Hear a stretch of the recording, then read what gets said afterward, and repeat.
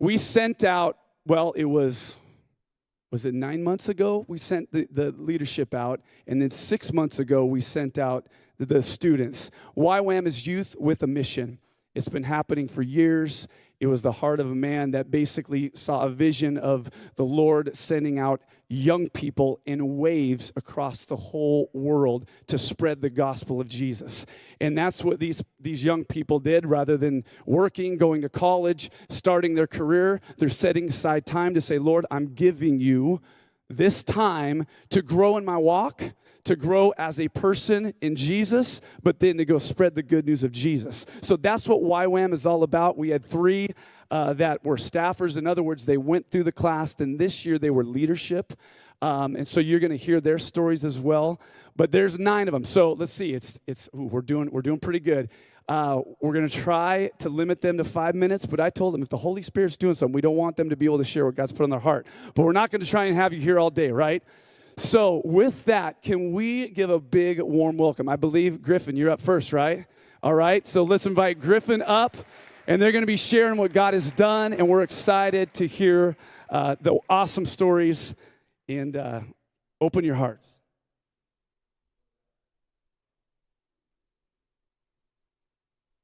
Hello? All right, my name is Griffin Zetterberg. I wasn't here with the initial send-off, but I was up on the screen with my team. I did my DTS in Montana, and my team and I, we went to Southeast Asia. It was a pretty tough outreach. We had a pretty tough time down there. And really the one big thing that I learned was that it's not the power in us at all. It's solely the Holy Spirit.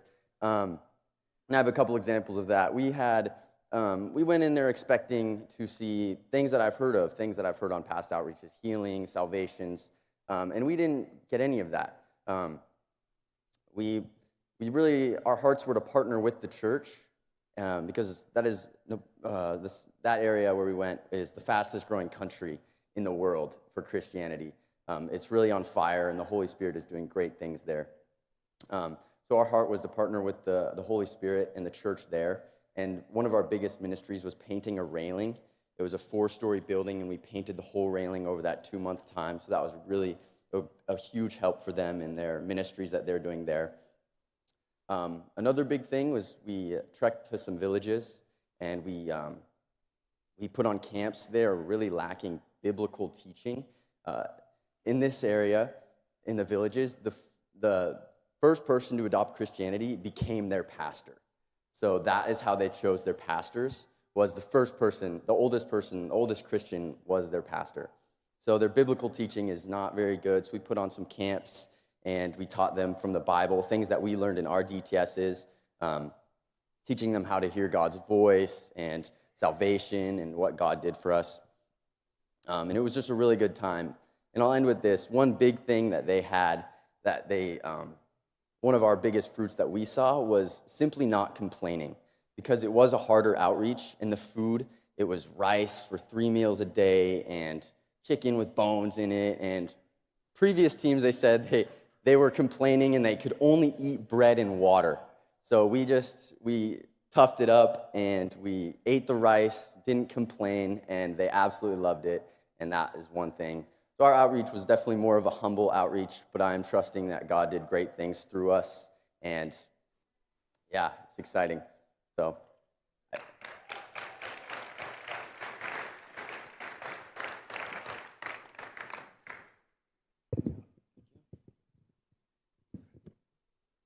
Hello.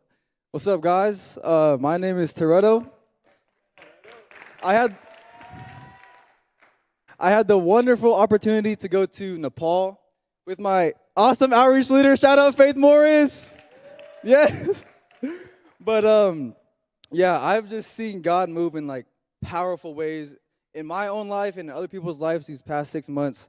It's been a true honor to take part of what God's doing in Nepal. But yeah, I just want to share a quick testimony of a healing that we got to be a part of in Nepal. And so one day we were walking around this village in Nepal, just one dirt road that goes up the entire village, and we were doing house fellowships, and we were doing door-to-door evangelism. And basically what house fellowships looks like is, they usually wave us down, invite us in for tea, We sit down, we talk about how they became Christians. We share a bit of the gospel if they aren't saved. Sing a couple Nepali songs. And so it was getting late at night, and one day we came to this last house that we were at, and it was super late.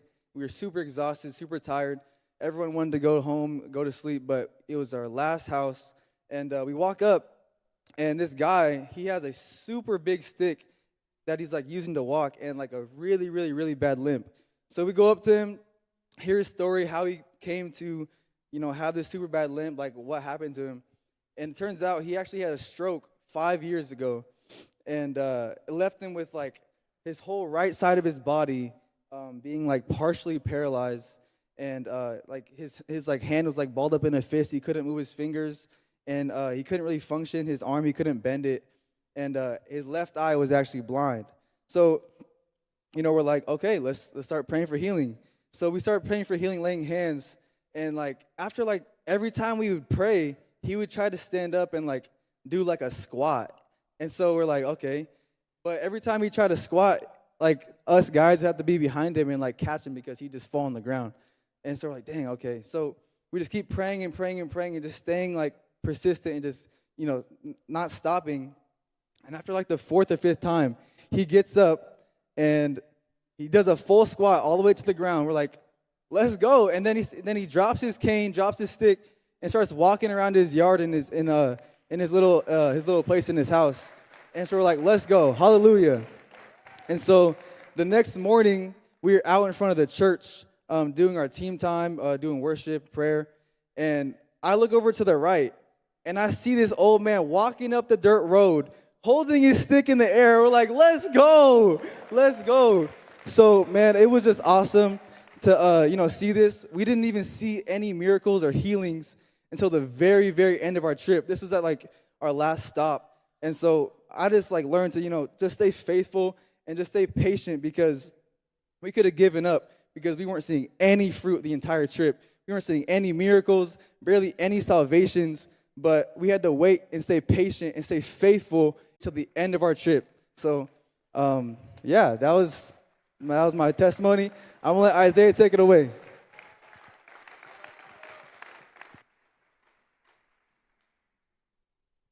Hello. Man, that's hot. What's up, guys? My name is Isaiah. I also got the privilege to go to Nepal. I did my DTS last year, so I actually got the opportunity to staff and lead an outreach team to Nepal as well. And I also did some trekking alongside Griffin. I think he went up. He was on a different team, though, a couple months before us. But we got to see some of the craziest things while we were in Nepal. We got to spend 2.5 weeks in the mountains, went through some crazy trekking stories to get up to the mountains with tons of students getting sick, losing water, just crazy experiences. Same with Griffin eating dalba every day, rice, beans, lentils. It was amazing. And our main ministry in the mountains is we were actually partnering with local churches and local pastors. Because there is such a language barrier and very few translators, we had one translator for 10 people, and they speak like a different dialect in the village, so there's not much like evangelism opportunity when we were up there. And so most of our nights we were gathering in different villages, gathering with all the believers in the entire village, which would be like 4 people. We gather in a home and just burn in worship and prayer, believing for God to pour out His Spirit in that land, to break down the walls of Hinduism and Buddhism that is like blinding people from seeing the love of Jesus. And one of the testimonies that I really want to share in this time is what happened at the end of our time and trekking in the villages. Like I said, the conditions and just eating food that's not very sanitary, we're all prone to getting sick. Everyone on our team ended up getting extremely sick, insane vomit, diarrhea, just all kinds of stuff.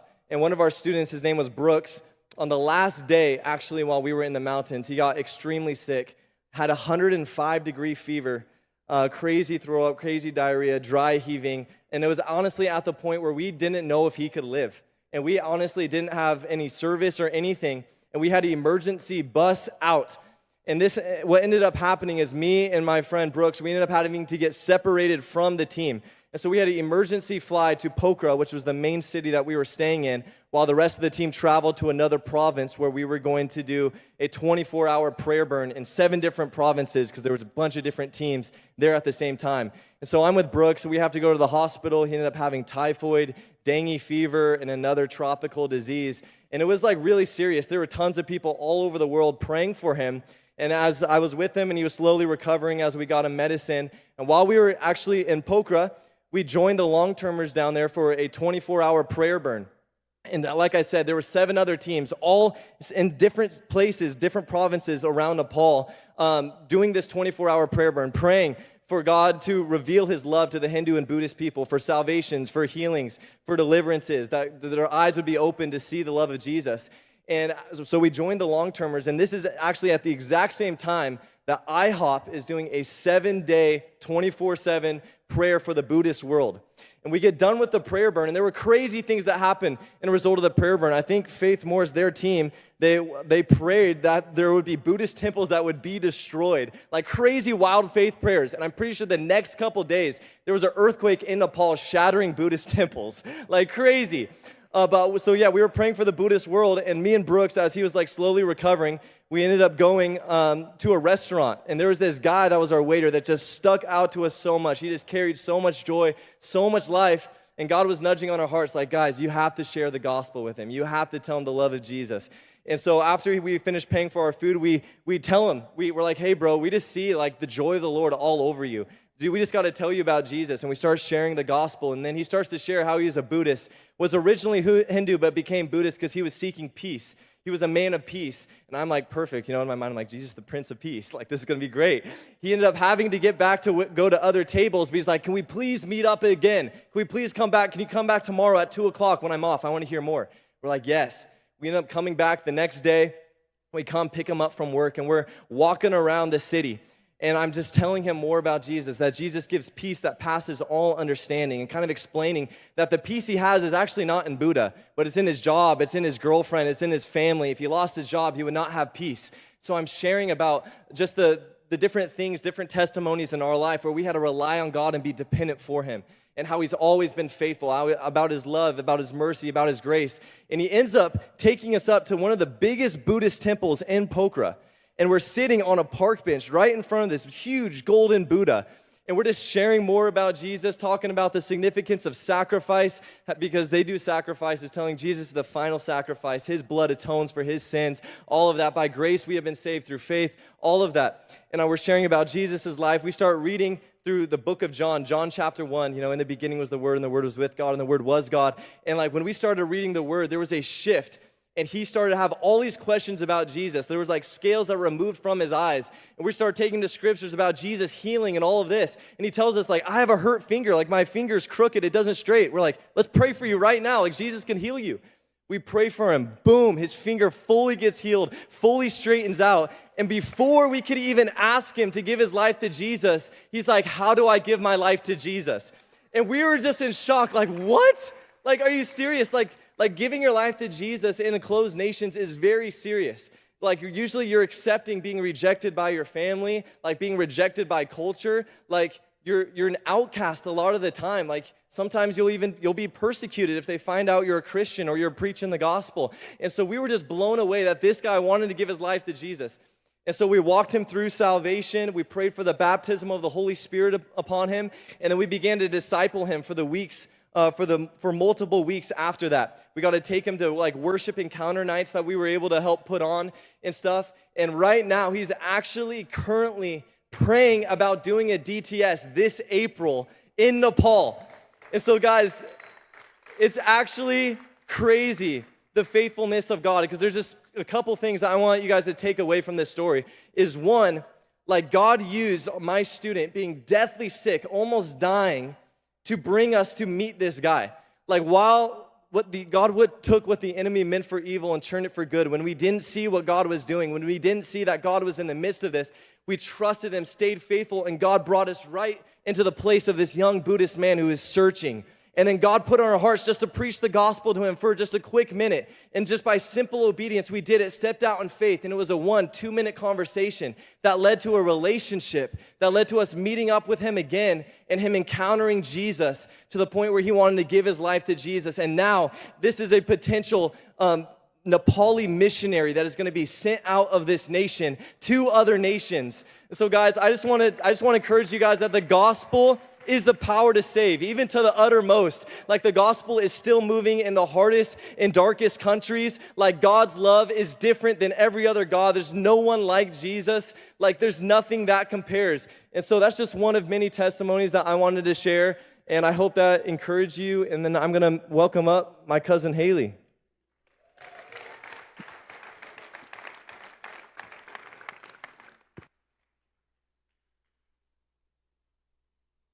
Hey guys, I'm Haley.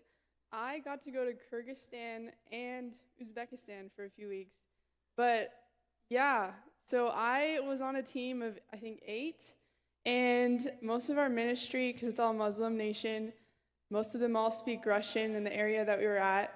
But most of our ministry was going to malls, going to coffee shops, and honestly just finding people who spoke English. Once we found someone who spoke English, we would then be able to meet up with them and honestly build a relationship. All of it was building a relationship and then going from there and eventually sharing our testimony. But one day I found this girl who spoke English. So when you find someone who spoke English, it almost felt like a salvation because I was like, yes. But anyways, we got really excited when we found someone who spoke English. But I was able to talk to her and she was telling me a little bit about what she believed in. And her parents are Muslim. She doesn't really believe in Muslims. She's still kind of figuring out what she believes in, but I got to telling her about what I believed in and honestly the love of Jesus, and basically told her the story of the prodigal son. And once I finished telling her that story, she was like, where can I read more of this? And I was like so shocked. I was like, oh my gosh. And she gave me her phone and she's like, where can I read more? And I was like, oh my gosh, what do I do? I was like, wait, I just downloaded the Bible app for her on the Bible Gateway app. We became friends through the profiles. I was like, I don't have Instagram, but you can follow my profile on the Bible app. So that was like, even that was such a like encouragement thing, because it's like super hard to find people who was even open. Like they wanted to hear what we were saying because we were American, basically just because we were American. But she was so open to like wanting to read the Bible. And I believe she's gonna be saved one day. And that was so encouraging just to meet her, and I have faith that God will save her one day. And yeah, I learned a lot of patience and just having faith that God is moving, even if we aren't seeing it every day. And so, yeah, honestly, when I won't be able to see the full fruit of my outreach until I'm in heaven, and I'm so excited for that. So yeah, that was my outreach. Now we have Kyler.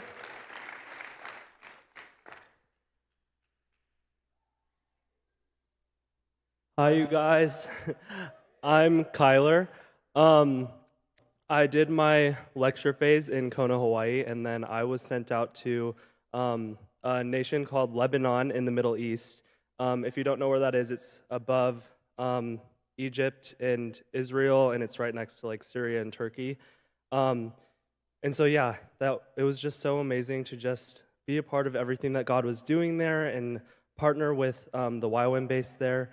There are so many testimonies that I could talk about that the Lord just, how the Lord just worked through us and worked through our team, and how He really just showed up. But I just wanted to talk about one salvation that we saw. Actually, first, I want to talk about what our team went through. So at first, we all went in thinking that we were going to see like salvations left and right and healings left and right, and that like all of this was, everyone was just going to be so open and welcome, like to talk to us about like Jesus and everything. But the reality of what we were living in was like half the people were Muslim, and then half the people were like extremely religious Catholics, and a lot of them just weren't open to talk to us about like the Holy Spirit and Jesus and like what the Holy Spirit can do through us. And so we really had to shift our focus on what fruit looked like. That it wasn't just going to be like constant salvations and constant healings and constant obvious moves of God, but just like little sparks of interest towards what we were talking about, and just things like that. And so through that, when we really just laid down our expectations and what we thought that we were going to see, and really just let the Holy Spirit take over and work through us, that is when we began to really see the fruit through the Lord's eyes in what he wanted us to see. And so that was really cool to just be able to really see everything that God was doing there from his eyes and not our flesh's eyes. We ended up seeing 22 salvations, which was so amazing and such a blessing. Yeah. Because we went in after we kind of shift our focus and we talked to a few people from back at the base. We were expecting to see no salvations. But we had faith that there was going to be salvations and people were going to be saved and people were going to be healed. And through that, yeah, we ended up seeing 22 salvations. One of the salvations that we saw, I went to a local mall. We were just doing evangelism, and it wasn't going very good. A lot of people were shutting us down and just they didn't want to talk to us, trying to kick us out of their stores, just things like that. And I was with one of my friends, and I just felt like the Lord wanted us to go to like the top floor, whatever that may be. So we hop in the elevator, we press like the top floor, and it's like this storage space where only employees were allowed to go. And I was like, well, I don't think we're allowed to go up here, but like, let's just walk out and see. And we like walk out, employees are walking past us, not thinking much of it, and we're like, okay. And eventually the entire space clears out and there's no one there. So we're like, okay, like, let's go back downstairs. And my friend, Darren, he was on my team, he was like, no, let's look around a little more. And I was like, I don't see anyone, but okay. And so we're walking around, and finally we see this guy that's unpacking boxes. And our outreach was actually similar to Haley's. If we were to find someone that spoke English, it was always such a blessing because no one spoke English to that. Everyone spoke like Arabic, and most of like the wealthier families spoke like French or English or something like that. And so, but we go up to him and we're just like, do you speak English? He's like, no. And so we're like, okay, so we start to walk away, and I'm like, Google Translate normally doesn't work with Arabic just because the translation, there's so many words that mean the same thing, and so it just goes off. But I was like, why don't we just try Google Translate and just talk to him a little bit? And so I speak into the phone, and I show him, and we just start really just pouring into him. And he's like connecting the dots to what we're trying to say because it wasn't perfect. And he was just like, you could see that there was interest in his eyes. We were like, okay, let's like just try to keep talking to him and see where this goes. And so finally we bring up Jesus, and we're just like, there's this man, his name is Jesus. And he was Muslim, so he believed that Jesus was a prophet. But then we talked to him about who we saw Jesus as, that he was the Son of God, that he's not just a prophet, that he's our God. His spirit lives within us and everything like that. And immediately he just starts like tearing up, and he's like, I want to know who your Jesus is. And we're just like in shock because this is like the first salvation that we saw. We're just like, wait, you want to accept Jesus into your heart? And he was like, yes, I want Jesus to be in my life. I want to go to church. I want to do all of these things. And we're like, oh my gosh. And so we like read the salvation prayer into the Google Translate. He says it in Arabic, and yeah, he ended up being saved, and we kept in contact with him, and yeah, it was amazing. And then one more quick thing that I felt like the Lord wanted me to share was a personal testimony from me in my lecture phase. So we had the 3 months of lecture and the 3 months of outreach. So in lecture phase, they really pushed us to really find our breakthrough and find freedom in like anything that we were struggling with, any bondage that we had, any hold that the enemy had on us. And a lot of us just like, you may not realize it, but some of you might not have bondage. You might be free and you're completely walking in freedom. But then there's some of us who have bondage that we might not even think that we have. And as we're really like pressing into the Lord, and we're just like, Lord, what do you want us to be free from? What bondage do we have? And even if I don't see it, I want to have your eyes to see what bondage I'm living in, so I can live in the most freedom that you have for me. And when I heard that, and I just prayed, and I was like, God, like, I feel like I'm free from everything, and like, I don't think I have anything else, like any more healing to do or anything. He immediately just started revealing these small things to me that were just holding me back, just like even the littlest bit that was holding me back from the fullness that he had for me.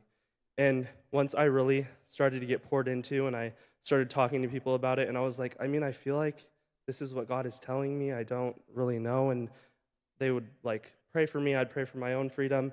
And it just felt like this weight every time was lifted off of my shoulders. And I just wanted to really encourage you guys. We're actually going to have an altar call, and Connor's going to come up and talk about that at the end. But if you, as people are talking, as we're going to start worship up again in a bit, really just ask the Lord to search your heart and give you his eyes for where you truly are at.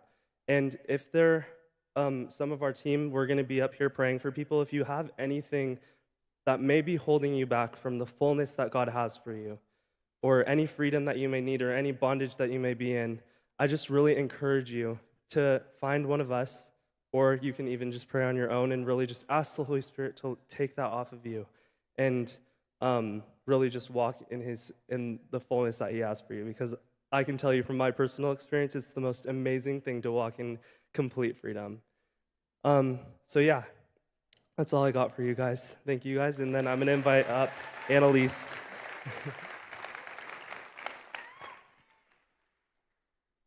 Hello, everybody. My name is Annalise Zetterberg, like Kyler just said, and I had the incredible privilege of leading a team actually throughout Europe with my amazing co-leader, Maggie. She's one of my best friends. We had such an incredible time, and actually one of my students, Emma, is here right now. But yeah, there were 16 of us, and we spent a month in Norway, and then we got to go to the Netherlands, and then France and Italy. And let me tell you guys, Norway is so on fire for the Lord. God is really doing something in this younger generation there. Something's really cracked open there, really just over the last year. But in the other countries that we went to, there are a lot of people who don't know Jesus. The Netherlands and France are actually considered unreached nations. There's only about 1% to 2% in both countries that are Christian. And so before going on outreach, I had this whole mindset of Europe. And, you know, the movies and the media, everybody romanticizes it. And then when we got there, I was like, oh my goodness, these people are so broken. They're so lost. They don't believe in God. All of these kids are just gripped with anxiety and depression. And it was just really sad and really eye-opening. And so I want to share really quick a testimony. First of all, that shows the power of prayer, but also just the Lord's faithfulness when he gives us a promise. And then, and it has to do when we went to the Netherlands. And I did my DTS a year ago. And when I was in my lecture phase, I heard this story about from the founder of our school. Our school is called Fire and Fragrance, and he was telling us about how he went to Amsterdam like years ago, and he went to this prayer room that was in the center of the red light district. And if you guys don't know what the red light district is in Amsterdam, basically it is a whole street and road that is devoted to drugs and sex and just sin. It's literally like a modern day Sodom and Gomorrah. And God told him, I want you to go to the hardest and darkest. And so he went to Amsterdam, and he went into one of YWAM's prayer rooms there. And God began to speak to him about this younger generation. And he gave him the name Fire and Fragrance, and he said that there's going to be burning ones that are going to go out, and that the fire and fragrance is going to be permeating, and things will begin to change. And so when I heard that story a year ago, something in my heart just began to move, and I started weeping, and my heart was beating so fast, and God was like, Annalise, you will go there one day. You will go to Amsterdam. You will go to the red light district, and you are going to see these women, and you're going to go to this prayer room. And so I kid you not, once I got back from my outreach, I would check multiple times a month. Okay, what are the restrictions right now in Europe? Can I go to Amsterdam? How's it looking? And then when I went back for staffing, I felt the Lord tell me, you are going to go to Europe. And I was like, okay. So I start praying. I'm like, God, I really want to go to Amsterdam, but I need you just to start to open doors so that we can go. And sure enough, he opens the doors. We get to go to Amsterdam. I am walking along the streets in this red light district, my eyes just literally in shock at what I'm seeing and how normal everything was. Like, you can't walk the streets of Amsterdam and get like the smell of weed out of your nose. It's just everywhere. And so when I was there, I was like, okay, I want to take the girls on my team, and we're going to do a prayer walk through the red light district. We're going to go at nighttime where there's the most women working, where there's the most men and people walking around. But I really want each girl to pray, and I want them to hear from the Lord if they're supposed to go or not, because it is a really heavy place. And so I told all my girls, I want you to go, pray, take your time, and then once you know, come and tell me if you're going to come or not. And so everybody's like, I feel like I'm supposed to go, except one girl. And she was like, for some reason, I just don't have peace about going. And we prayed, and we also felt like she wasn't supposed to go. And we're like, okay, that's okay. Like, you can stay back. And she's like, but I still want to pray. And so we're like, okay, we'll take the boys with you, and you can pray on, like, the outskirts, and then we'll go in. And so I get my girls and my co-leader, and we have worship music playing in our ears, and we're going through, and we're just walking in a line and just interceding on behalf of this place and these women. And as we're praying, we actually pass them, and we see them, and they're in a huddle, and they're just praying, and we just keep going. And afterwards, we get done, and we go home, and they're freaking out. So the boys, and then my one student, Breezy, and we're like, what's going on? What's going on? And they go, well, we saw salvation. And I'm like, what? And they were like, yeah, we were praying, and this guy randomly walks up to us, and he asked us for money, and we said, we don't have money, but we have something better. And the boys, they talked with him, and they got to share the gospel with him. And the guy, he looked at them, his name was Niels, and he goes, man, somebody just told me about God last week. Maybe this guy is real, and he's trying to get my attention. And so they just keep talking to him about the Lord, and he goes, you know what, I really want this. And he actually gave his life to Jesus. They got to walk him through the salvation prayer. Not only that, but they got to explain to him what the Holy Spirit is. He said, oh, I want that for sure. So they got to pray for the baptism of the Holy Spirit. This is right outside of the red light district. Literally insane.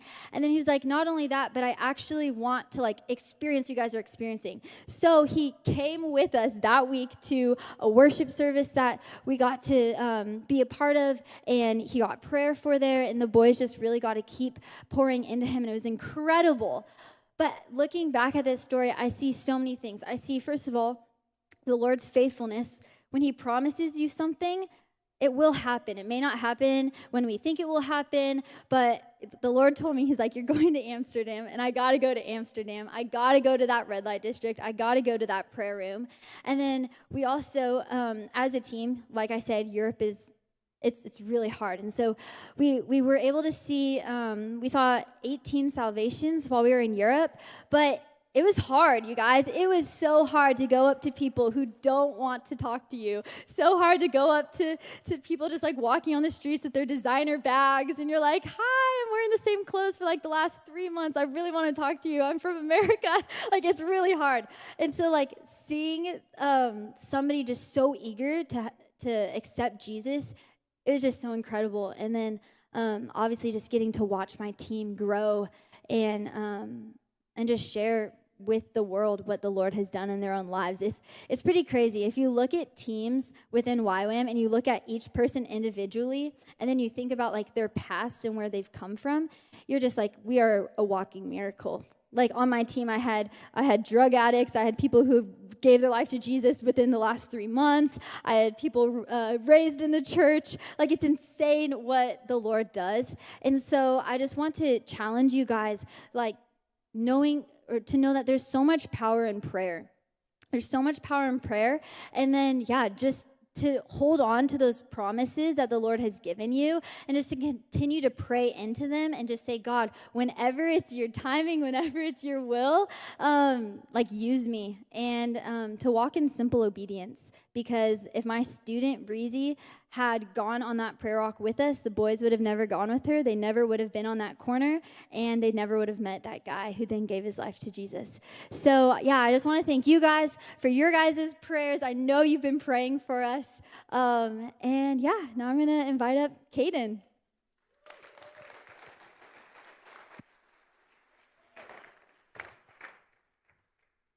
All right, what's up, guys? I'm Caden. I got to go to South Africa, and we had 20 people on our team. It's quite a lot of us. And yeah, so we kind of just went all over South Africa. We went to 7 different locations, and the testimony I'm going to be telling you guys is in actually another country in South Africa called Eswatini. They used to call it Swaziland. So every week we get a free day. So one of our free days, it was a Saturday. We were we were staying at a YWAM base, and they were telling us about a big waterfall that's down in the woods, and we kind of got to walk down. You can go swimming in there, stuff like that. So we decided, a bunch of us were like, all right, let's go down there. Let's go hang out at the waterfall, go swimming, stuff like that. And then so we were all walking down. It takes about 20 minutes to walk down there. And when we were walking down, we started hearing screaming. We were so confused. We were like, what is going on? For some reason, all my leader and a couple other of the guys on my team were up, they walked down separate from us. They thought it was me screaming, and super funny. And so when we walked down, we actually get to the waterfall, and we see this guy. He's in a robe, and he has a staff, and he's screaming at the waterfall. And they're Zionists. They actually, they worship the moon and worship their ancestors. So that was one of the main religions in South Africa. So a bunch of us, we all walked down there, and one of the guys on my team, his name's Josh. So this guy's in the water, worshiping, literally screaming at the water, and it was it's really weird. But so the guy Josh, he goes in the water, starts talking with them, and actually, luckily, the person who came down with us was one of our translators. So she actually got to translate for us because they obviously speak a different language. So she got to translate for him, and this guy Josh just tells him the gospel, just continues to keep just showing love to him. And these Zionists, when they go and worship, when they worship their ancestors, they actually fast that day, so they don't eat anything. So he begins just to keep just pouring love to him, just tell him about Jesus, stuff like that. And this guy is really scared, he's walking up the waterfall because it's rocks. So he's walking up, going away from us. And everyone else, we're just on the beach, just praying, just interceding for this guy. And slowly he begins to come closer and closer and closer, and actually gets in the water with us, or with the guy Josh. And he just continues to keep preaching the gospel to him. And eventually, this guy is right next to him, and he accepts Jesus into his heart. And we actually ended up baptizing him right there in the water. And right as he came out of the water, his whole face completely changed. His eyes were honestly, they looked like they were black at first. But when he came out of the water, his eyes came back to his normal color. And the smile on his face was so big. And the first thing he says was, "I'm hungry." Because he doesn't eat that day and he's fasting. And so we actually bring him up with us. We're like, yeah, come eat with us. So he comes eat with us. And another funny thing is they don't eat pork. And we had pork that night. So he ate pork with us. So it was just so cool just to see all this stuff in South Africa. We saw a lot of salvation, so many healings. I learned so much patience with 15 girls on my team. It was a lot, but it was so fun getting to know everybody. So yeah, I miss South Africa a lot. So yeah, so I'm going to bring it up, or have Julia come up. And so yeah, thank you guys.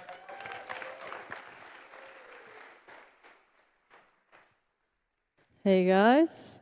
My name's Julia. I just got back from the Philippines. It was amazing. Has anybody gone to the Philippines before? 1, 2. I can't see anything. Oh, 3, maybe more. It was amazing, and the culture there. As you know, if you've been, they're so warm and so welcoming, and they show the love of Jesus really well. I have a picture of my team. There's my team that was on our way to Mindanao, on a different island that we did ministry on for about a month. We were a team of 14, and the ministry opportunities that we had were incredible. The next picture, I think, is of us doing school ministry. So there was I don't even remember, maybe a little bit under 1,000 or over around that number of high school students that we got to put on a program of dancing and sharing testimonies and doing a skit. And we got to go to about 5 schools, high schools, and then we did a few elementary schools too. The next picture is us praying at the government building in Compostela.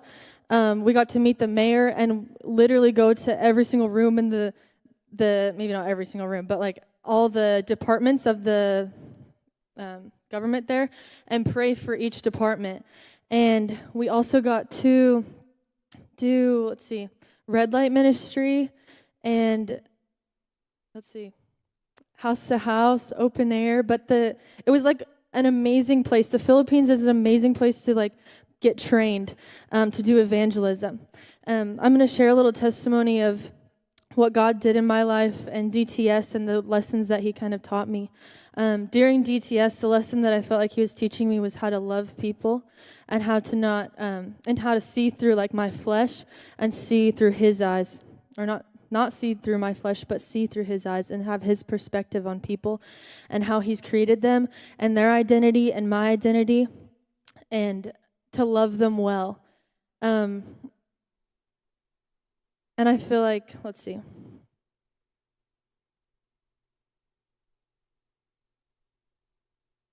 okay. I'm going to ask the Lord what I'm supposed to say.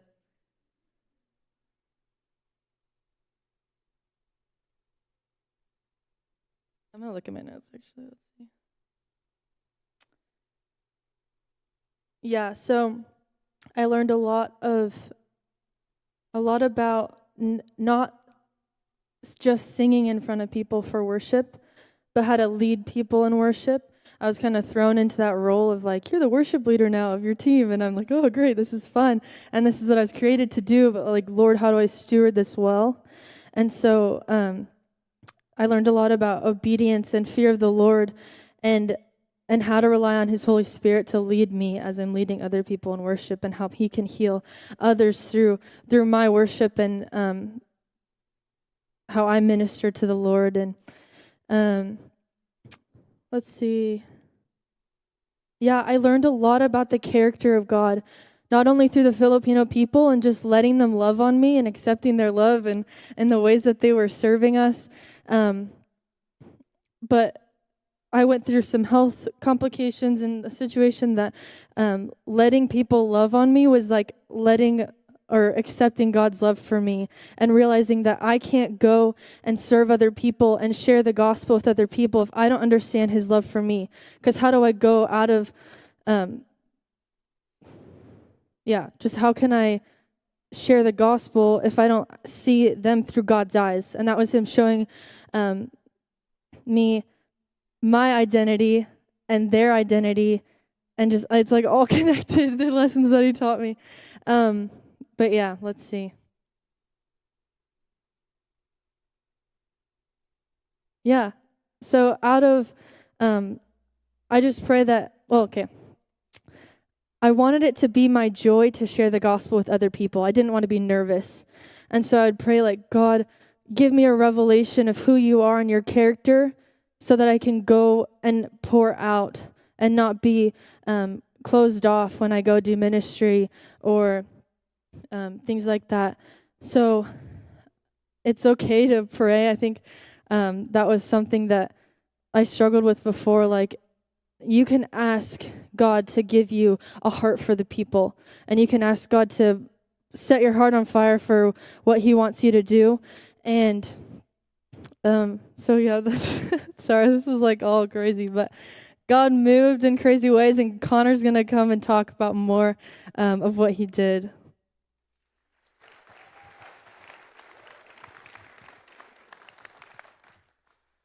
Yeah, so I actually led a team to the Philippines, and there were 17 on my team. I had 2 other co-leaders and then 14 students. And man, my team was absolutely incredible. My co-leaders were absolutely incredible. And as I'm getting ready, as I'm preparing, like, God, what do you want me to share for today? There's so many testimonies I could share. Like, we saw like a whole church get baptized in the Holy Spirit. We saw, churches being planted. We were able to go to public high schools and preach the gospel, going to classroom, seeing whole classrooms get saved. Like, there's so many crazy things I can share about. But God was like speaking to me like, Connor, like, what was like the biggest like thing that like I did in your heart, like through these people? And God was just showing me like the whole time in the Philippines was like how much the Father loves the Filipino people. And so that's kind of what I'm going to share right now is like, man, these people were the most joyous people I've ever met in my entire life. Like, it's crazy. Like, it's third world country in the Philippines, and you'd be like walking by yourself down the street, and I'm like, man, I feel more safe here than I do in Tacoma, Washington. Like, this is crazy. And you'd be like driving, and people would like cut us off, and our driver would just be like smiling and waving. And it's like in the States, like people would just like flip you off, cuss you out. And here they're just like, yeah, it's okay. Like, have a nice day. They're just like the nicest people. But like the flip side is like historically the Filipino people have been invaded by so many different nations in the time of history. And because of this, there's just this huge like widespread cultural lack of identity.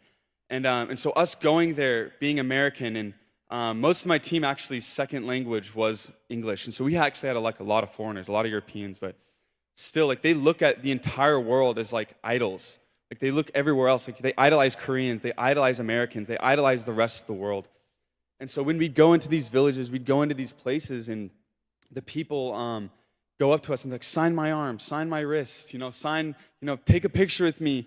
And I'm like, yeah, this is all great and stuff, but like, God, like, I don't want them to see me because I'm American. I don't want my skin color to, make a huge difference. I'm like, no, like this, God, like, what's going on? Like, how do we fix this? How do we, show these people that, their identity is in Christ and not in idolizing other people? And God was just like speaking to me one day, and God was just showing me like, Connor, like, I will use this cultural lack for my kingdom. And I was like, God, like, what does that even mean? And he was sharing me like, God was sharing to me like, Connor, if they want to go to these other places, I will send them. And I just was in my heart like, man, I just was getting the fear of the Lord over this joyous people group going to the ends of the earth for the gospel. And so my mission became like, God, a lot of these people already know you. They're already in love with you, but they're passive. They sit back. They're just relaxed, and they keep to themselves. But like, I'm like, God, like, I want to see these people go to the nations. And so we would be preaching the Great Commission message. And I'd be preaching, and I would see just whole rooms lit up, their hands up, saying, yes, I want to go to the Middle East. I want to go, to Northern Asia. I want to go to Africa, for the sake of the gospel. And it's even crazy because my sister, Haley, who's in Kyrgyzstan, I was on the phone with her one day, and she's sharing with me, Middle East country. And she's like, Connor, I found these believers one day, and we got to talking. I'm like, how did you guys find out about Jesus? And Haley and the girl was like, actually, Filipino people came, planted an underground church, and are discipling. They have a huge church. And so I was like, this is so the identity of the Filipino people, It's like they embody love, they embody joy. Why not have them be sent? And so when I'm sharing in these churches, my team's sharing in these churches, men and women are not just declaring, to be sent to the ends of the earth, but also declaring like, we will bring in family members. We will bring in, our wives, our husbands, our parents to these churches, because we actually like see, they embody love. These people embody love. It's the craziest thing. And at the very, very end of our outreach, I'm sharing this with the base leader in the Philippines, and I'm sharing him the heart of, us sharing the Great Commission and people declaring to be sent. And he was amazed. He was in sheer shock. He was like, this is crazy. And I was like, why? And he's like, you don't understand. 10 years ago, before COVID, I would go up to these churches and I would say, man, it's time for the Filipino people to rise up. It's time for them to be sent. And the pastors would tell me, they would say, no, the Filipino people are a receiving nation, receiving people. They're a harvest collecting nation, and they're not ready to be a sending nation. And he was saying, like, this is crazy because, like, I've been praying and interceding for 10 plus years for the Filipino people to be a sending nation. And so it was just like, everybody was just like lit up. And the base leader was so lit up and on fire for this, just to see Filipino people rising up and pastors too declaring to go. And so, yeah, that's just a little look into my story, into my testimony of being in the Philippines. And yeah, actually, one of my German students named Ari, he actually made a video that we're gonna play. He made like a little documentary of our time in the Philippines. If we could play that right now.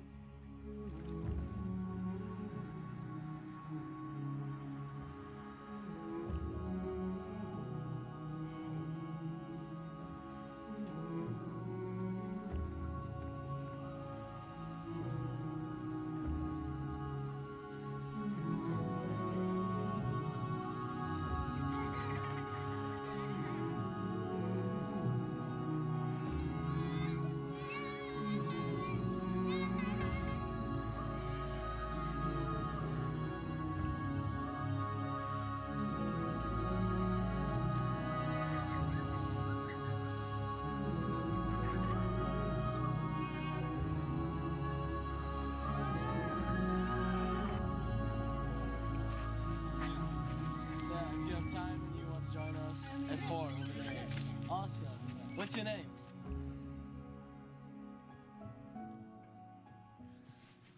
This is a short look into the outreach that we've been having in the Philippines. Welcome to Jesus River Garden. Please enjoy staying with us in the Jesus River Garden. Thank you and God bless you. First day of ministry, we're sharing the gospel. So we aren't just blindly worshiping God, like we actually have a choice to worship. And we're just trying to connect with the little kids.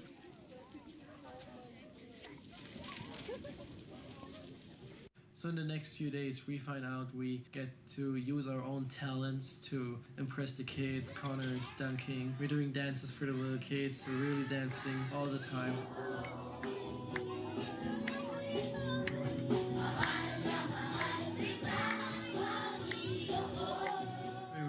Also playing worship everywhere we go, in churches, in villages for kids. Worship, one main part of what we've been doing.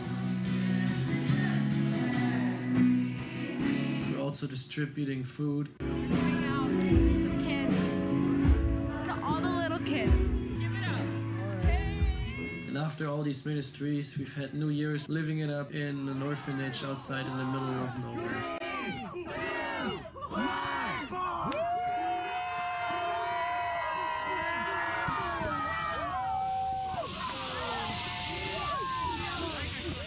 After we had a couple of days of ministry being adjusted to the place we're in, our team alone is being sent out to Mindoro, to unreached tribes and villages. We out here in the Philippines, Mindoro, saving the lost, healing the sick, and reviving them all.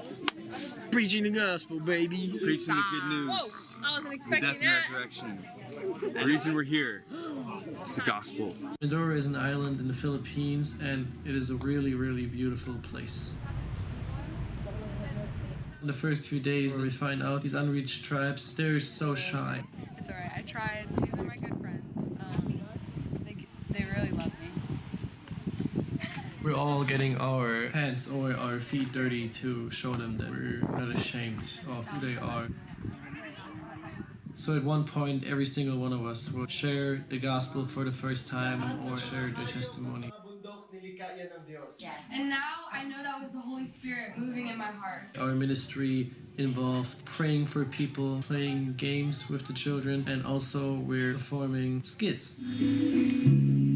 This kid is called Everything, and the character is created by Jesus, and he just made us in a way that he intended. And then going through and all the different things in life that steal us away, but the character has a realization where it just throws everything down because Jesus is all that she wants, and it's all that she needs. And it's just so beautiful to be a part of not only having lived that, but portraying it for others.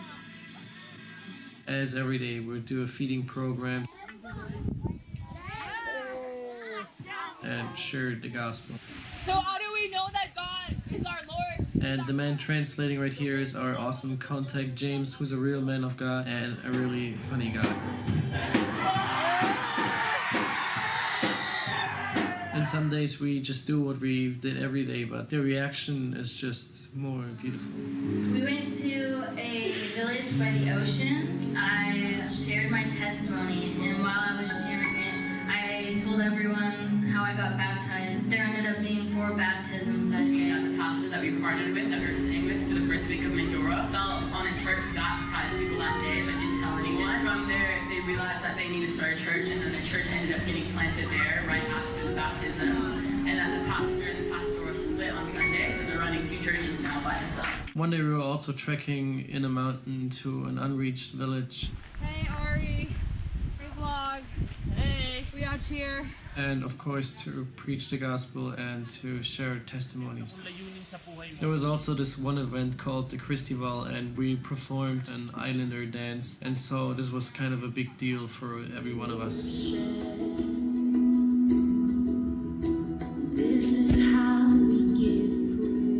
One of our most fun ministries were the high school and middle school ministries. They love foreigners. Sadly enough, we're their idols. We just get to talk to hundreds of little children and pour what we've learned into these kids. One of the most intimate ministries we did was a mini DTS. We just get to pour out, teach them how to share the gospel themselves. You don't overcome sin by trying harder. You overcome sin by asking God, God, how much do you love me? This, by the way, is our second contact, Jeff. What happened tonight? Who is also really a man of God who served us so well. And then we already ran back to Cavite doing the same things, but now we really knew how to do it.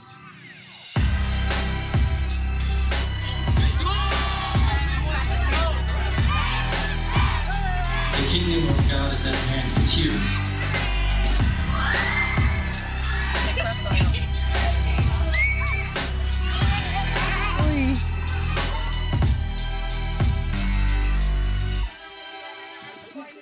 Yeah, and that already concludes a little look into our ministry in the Philippines. And here are a few words from Tommy, the leader of YWAM Philippines. Hey everyone, just wanted to give a big thanks to sending missionaries here. This country is like right on the cusp of a tipping point of a great revival that's happening. Even on a high national level, there's been a huge amount of reconciliation, coming together of national leaders. We have the first Philippine youth movement that's been combined all across the entire nation, different dialects, different islands, all the mega cities. And literally right now is the time that you guys are playing a huge role in seeing a country go from harvesting to sending. So we just thank every single person that's here. We just say, send everyone that you got, because this country is so hungry and so ready to burst. It's like a bonfire that's just literally ready to be lit on fire. So thank you so much, and just we can't wait to see you over here.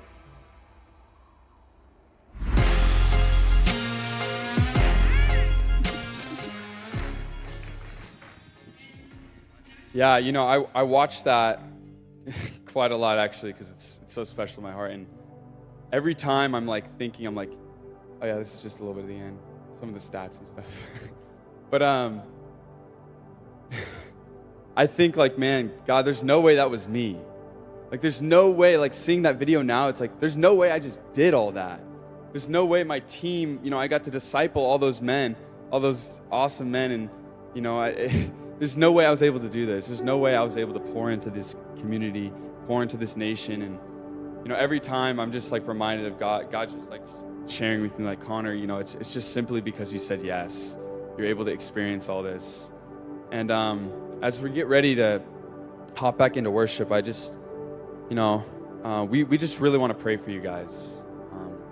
All of us from YWAM, we really want to pray for you guys. And, you know, if you're coming here for the first time, or maybe a couple a couple times now, and you still just don't really know why. And I want to share with you, like, there is a very real God that loves you so much to come down, in human form, to walk the same earth we walked, so he can relate to us and desire a relationship with us. But not just that, but to also, go so low as to be put up on a cross for us, to die for us.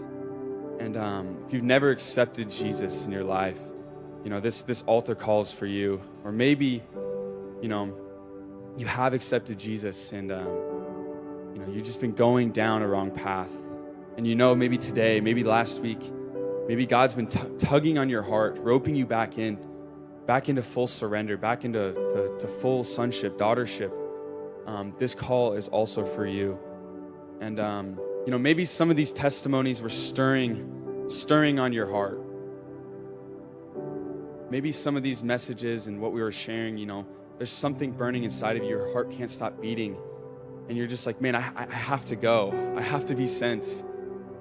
I was working construction and, Toretto was working for the city. Caden was a real estate agent. Others of us were in school.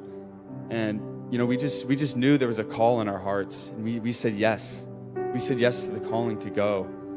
And, saying yes isn't necessarily, I'm going to go long-term to the Middle East. But no, it's saying yes to, I will be a witness in my work. I will be a witness at my church even. I will go up to that person after service and say hello to them and encourage them. Give them a prophetic word, And so this call is also for you to come to the front and receive prayer. And then the last thing is if there's any, physical healing you need, or maybe like deep wounds that you need prayer for, inner healing, or physical healing, whatever that looks like. If I can just invite all of YWAM and maybe the prayer team too to come up here. And as we begin worship and as I pray, just go ahead and come on up. If it's any of those things, if you've never given your life to the Lord, if you've fallen away, if you're burning on your heart for missions, or if you need healing, this call is for you. So let's just pray. So Jesus,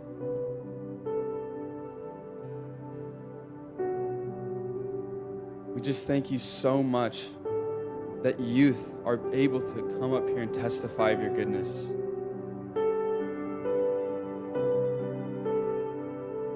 Jesus, I believe that people will be sent from this church. More people will be sent from this church. Jesus, that we will be able to actually bring more people into these chairs. Not for personal gain, but for your kingdom, Jesus. Because we feel a sense of urgency in our heart, Jesus, for people to know you, for the lost to be saved. It is our mission, Jesus. It is our mission to say yes to the Great Commission. Because Jesus, if not the nations, Jesus, here in America is a nation that needs saving. And so, Father God, we just pray right now.